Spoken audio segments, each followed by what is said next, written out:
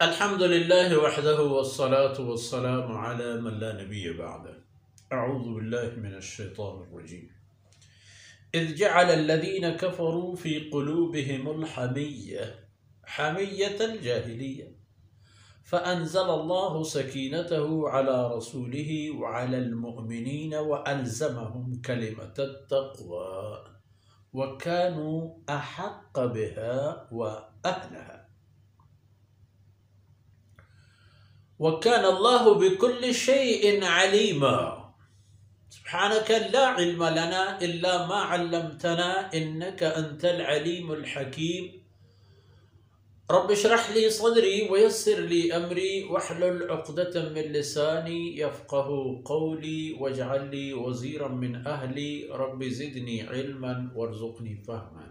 ثم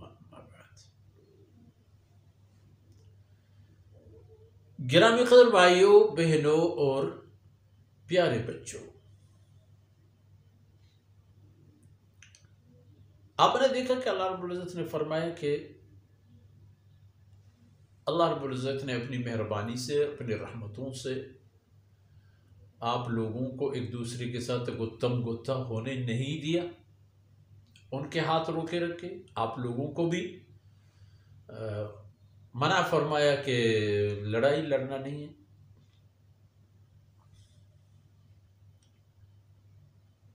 اور بنیادی سبب، اہم ترین سبب، اسباب اور بھی بیان ہوئے لیکن اہم ترین سبب یہ بیان فرمایا گیا تھا کہ اگر وہ ضعفاء مسلمانوں میں سے نہ ہوتے، بے بس قسم کے مسلمان جو وادی مکہ میں محبوس تھے، ہجرت نہیں کر پا رہے تھے، خواتین، بچے اور ضعیف مسلمان جو پائبند سلاسل تھے، ان کے بچاؤ کے لیے، ان کی تحفظ کے لیے یہ لڑائی نہیں لڑنے دی گئی.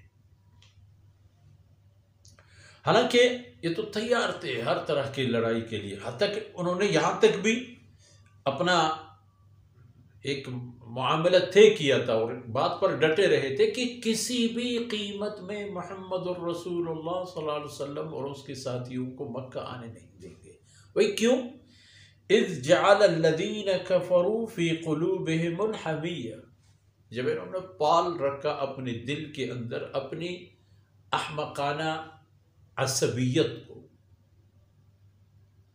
ارے انہوں نے تو ہمارے پیارے ابو جہل کو مارا تھا، ہمارے فلان سردار کو مارا تھا، ہمارے فلان نوجوان کو مارا تھا، ان کی تلواروں سے اب بھی ہمارے جوانوں کے خون ٹپک رہے، اور یہ آ جائے اور مکہ مکرمہ میں جو ہمارا گھر بھی ہے اور پوری دنیا کو یہ تماشا دیکھنے کو ملے کہ دیکھو قریش کتنا بے بس نکلا، قریش کی طاقت ختم ہو گئی، دیکھو محمد رسول اللہ آ گیا، اطمینان کے ساتھ آ گیا، بیت اللہ کی طواف کی اور بالکل آرام کے ساتھ آیا اور آرام کے ساتھ چلا گیا. یہ کیسے ہو سکتا ہے؟ اذ جعل الذین کفروا فی قلوبہم الحمیہ. اور یہ حمیہ اور عصبیت کس چیز کی؟ جاہلیت کی تھی. بھائی تو آپ لوگوں نے کون سا تیر مارا تھا جو آپ صلی اللہ علیہ وسلم کے ساتھ لڑ رہے تھے؟ کیا کمال کیا تھا؟ کیا نتائج پا لیے تھے؟ تو لوگوں نے تو خسارے ہی خسارے میں تھے. لیکن فرمایا کہ ایک طرف وہ اس بات پر برافروختہ تھے، دوسری طرف انزل السکینۃ علی رسولہ، اللہ نے اپنے رسول پر سکون نازل فرما دی، تحمل اور برداشت نازل فرما دی. طاقتور اللہ کے رسول تھے، 1400 تلواروں کی دنی آپ کے ساتھ تھے، جو گزشتہ معرکوں میں کارکردگی دکھا چکے تھے، دیکھ چکا تھا قریش کو خوب اندازہ تھا کہ لڑائی کی صورت میں ہمارے پلے کچھ نہیں پڑے گا.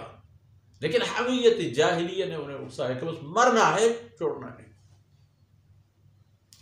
اللہ کے رسول صلی اللہ علیہ وسلم پر اللہ نے سکینہ نازل فرما دی، مومنین پر اللہ نے سکینہ نازل فرما دی، سکون، عافیت اور اطمینان نازل فرما دی۔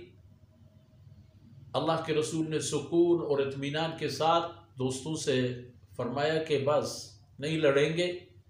صحابہ کرام باوجود کہ لڑائی کے لیے تیار بھی تھے اور ان کی دلی تمنا بھی تھی، مگر یا رسول اللہ جب آپ کا حکم ہے تو ٹھیک ہے۔ حدیبیہ کی جو صلح کی شرائط تھے، جو نکات تھے، ان میں چند ایک لوگوں کی ایسے کارنامے ظاہر ہوتے ہیں کہ انسان حیران رہ جاتا ہے کہ اتنی برافروختہ اور مشتعل ہوتے ہوئے بھی اللہ کے رسول کے سامنے کس طرح انہوں نے ہتھیار ڈال دی، اپنی انا کو ختم کیا۔ سیدنا عمر فاروق رضی اللہ عنہ،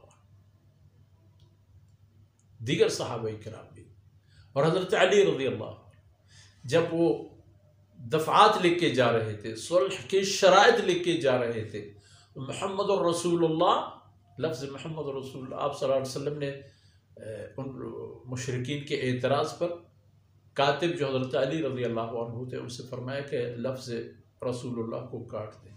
حضرت علی نے فرمایا میں نہیں کاٹتا، میں نہیں کاٹتا۔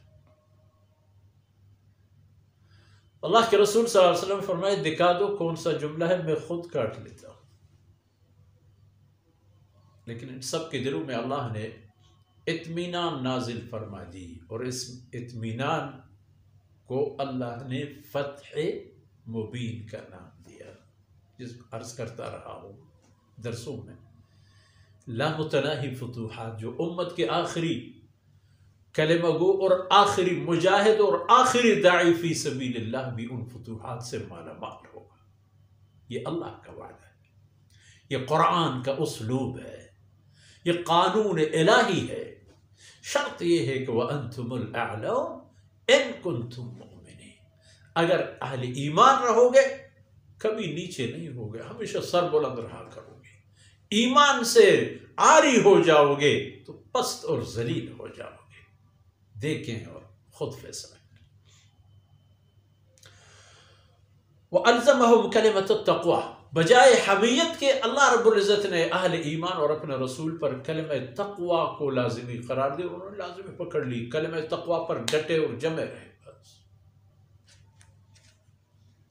وَكَانُوا أَحَقَّ بِهَا وَأَهْلَهَا، اور یہ اس کے حقدار بھی تھے اور اس کے لائق بھی تھے کہ ان پر جو اللہ نے کلمہ لا الہ الا اللہ کی دنیا کی پوری چابی دے دی ہے، دنیا اور آخرت کی تمام فتوحات کی مرکزی چابی جو اللہ نے ان کو دی ہے، وہ اس کے حقدار ہیں، یہ اس کے اہل ہیں۔ وَكَانَ اللَّهُ بِكُلِّ شَيْءٍ عَلِيمًا، اللہ کی ذات ہر چیز کو ذرہ ذرہ کے بقدر بھی مکمل دیکھ رہا ہے، دیکھنے والا ہے، باخبر ہے۔ ان کی حمیت جاہلی اور ان کی ایمانی سکون و اطمینان سب اللہ کے سامنے ہیں۔ پھر جب معرکہ حقائق سامنے آئیں گے تو دیکھو گے کون جیتے گا کون ہارے گا۔ تو حدیبیہ کے مواقع پر اللہ رب العزت نے کفار قریش کو باوجود اس کے کہ وہ لڑائی چڑھنے کے حق میں تھے اور کہتے تھے کہ نہیں ہم اپنے انا کو قربان نہیں کریں گے، لیکن اللہ رب العزت نے دوسری طرف اپنے رسول پر نرمی نازل فرما دی، اور وہ رحمت الہیہ سبب بنا کہ کوئی خون خرابہ نہ ہو، بلکہ امن کا ایک ایسا مین گیٹ کھل جائے کہ جس سے آگے چل کر نسلیں آرام کے ساتھ کلمہ لا الہ الا اللہ کی طرف آنے۔ ان معروضات کے ساتھ ہی آج کی باتیں اختتام پذیر ہوتی ہیں۔ اللہ رب العزت کوتاہیوں سے درگزر فرمائے اور یہ لمحات ہمارے اور آپ کی دنیا و آخرت کے ذخیرہ خیر بن جائیں۔ وصلی اللہ علی نبینا محمد وعلی آلہ وصحبہ۔